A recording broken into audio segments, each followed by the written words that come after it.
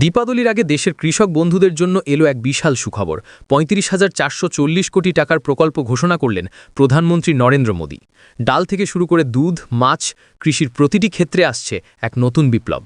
আজকের এই ভিডিওতে জেনে নিন কি এই নতুন প্রকল্প, কিভাবে উপকৃত হবেন দেশের প্রতিটি কৃষক, আর এই প্রকল্পগুলো কিভাবে বদলে দেবে ভারতের কৃষির ভবিষ্যৎ।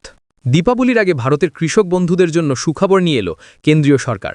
পিএম কিষাণ যোজনা প্রকল্পের আওতায় প্রধানমন্ত্রী নরেন্দ্র মোদী সম্প্রতি কৃষি ও সম্পর্কিত ক্ষেত্রে ৩৫,৪৪০ কোটি টাকার দুটি বড় প্রকল্পের উদ্বোধন করেছেন। এই প্রকল্পগুলো কৃষকদের আর্থিক সচ্ছলতা এবং দেশের কৃষি উৎপাদন বৃদ্ধিতে গুরুত্বপূর্ণ ভূমিকা পালন করবে। এর মধ্যে রয়েছে ডাল আত্মনির্ভরতা মিশন এবং Pradhanmantri Dhanya Krishi Yojana. PM Kisan Yojana extension for Indian farmers. Pradhanmantri Kisan যোজনায় সারা দেশের কৃষকদের জন্য এই উদ্যোগগুলো কৃষি ও খাদ্যশস্যের ফলন বৃদ্ধির পাশাপাশি পশুপালন, মৎস্য চাষ এবং খাদ্য প্রক্রিয়াকরণ খাতে নতুন সম্ভাবনা তৈরি করবে। এই প্রকল্পগুলো সমাজতান্ত্রিক নেতা জয়প্রকাশ নারায়ণের জন্মবার্ষিকী উপলক্ষে শুরু হয়েছে। আর এই বিষয়ে কৃষকেরা কিভাবে উপকৃত হবেন এবং সরকারের ভবিষ্যৎ পরিকল্পনা জেনে নিন। ডাল আত্মনির্ভরতা মিশন, আত্মনির্ভরতা ইন পালসেস প্রকল্পের মাধ্যমে দেশের ডাল উৎপাদন বাড়িয়ে আমদানির উপর নির্ভরতা কমানোর লক্ষ্য নিয়ে কাজ করবে। এই প্রকল্পে মোট ১১,৪৪০ কোটি টাকা বিনিয়োগ করা হবে। এর উদ্দেশ্য হল ২০৩০-৩১ ফসল বর্ষের মধ্যে ডাল উৎপাদন ২৫২.৩৮ লক্ষ টন থেকে ৩৫ লক্ষ টনে উন্নীত করা। এটি কৃষকদের আয় বাড়াতে এবং খাদ্য নিরাপত্তা নিশ্চিত করতে সাহায্য করবে। প্রকল্পটি আসন্ন রবি মরশুম থেকে শুরু হয়ে ২০৩০-৩১ পর্যন্ত চলবে। এটি ইতিমধ্যে কেন্দ্রীয় মন্ত্রিসভার অনুমোদন পেয়েছে। কৃষকেরা কিভাবে উপকৃত হবেন? ডাল আত্মনির্ভরতা মিশনের মাধ্যমে কৃষকেরা উন্নত বীজ, আধুনিক কৃষি প্রযুক্তি এবং বাজার সুবিধা পাবেন।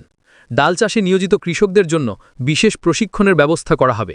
এটি কৃষকদের উৎপাদন খরচ কমাতে এবং ফলন বাড়াতে সাহায্য করবে। সরকারি সহায়তায় কৃষকেরা ডাল চাষে আরও উৎসাহ পাবেন। এই প্রকল্প দেশের খাদ্য সরবরাহ শৃঙ্খলকে শক্তিশালী করবে। কৃষকদের আর্থিক স্থিতিশীলতা নিশ্চিত করাও এর লক্ষ্য। প্রধানমন্ত্রী ধান্য কৃষি যোজনা, ধান্য কৃষি যোজনা ২৪,০০০ কোটি টাকার বিনিয়োগে ১০০টি নিম্ন ফলনশীল কৃষি জেলার উন্নয়নের জন্য কাজ করবে। এই প্রকল্পের মূল উদ্দেশ্য হল ফসলের উৎপাদনশীলতা বাড়ানো এবং ফসলের বৈচিত্র্য বৃদ্ধি করা। এটি সেচ ব্যবস্থার উন্নতি এবং সংরক্ষণ সুবিধার উন্নয়নে জোর দেবে। নির্বাচিত জেলাগুলোতে কৃষকদের জন্য সহজ শর্তে ঋণের ব্যবস্থা করা হবে। এই প্রকল্পটি ২০৩০-৩১ পর্যন্ত কৃষকদের সাহায্য করবে। এটি কৃষি অর্থনীতিকে নতুন গতি দেবে। পশুপালন ও কৃত্রিম প্রজনন। প্রধানমন্ত্রী এই অনুষ্ঠানে আরও ৫,৪৫০ কোটি টাকার প্রকল্পের উদ্বোধন করেছেন।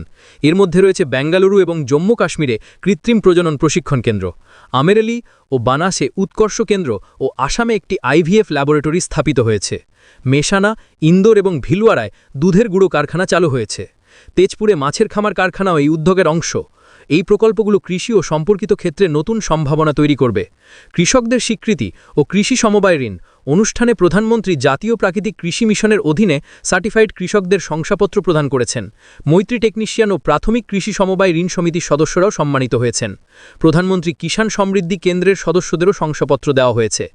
এই উদ্যোগে ১০,০০০ কৃষক উৎপাদক গঠনে ৫০ লক্ষ কৃষক মসুদ যুক্ত হয়েছেন। প্রধানমন্ত্রী ডাল চাষী কৃষকদের সঙ্গে মত বিনিময় করেছেন। এই অনুষ্ঠানে কৃষিমন্ত্রী শিবরাজ সিং চৌহান সহ অন্যান্য মন্ত্রীরা উপস্থিত ছিলেন। প্রধানমন্ত্রীর এই প্রকল্পগুলো ভারতের কৃষি খাতে নতুন দিগন্ত উন্মোচন করবে।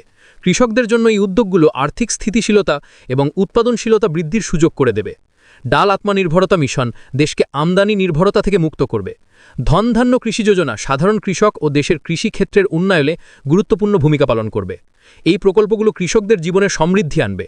দীপাবলির আগের এই উপহার কৃষকদের জন্য নতুন আশার আলো জ্বালাবে।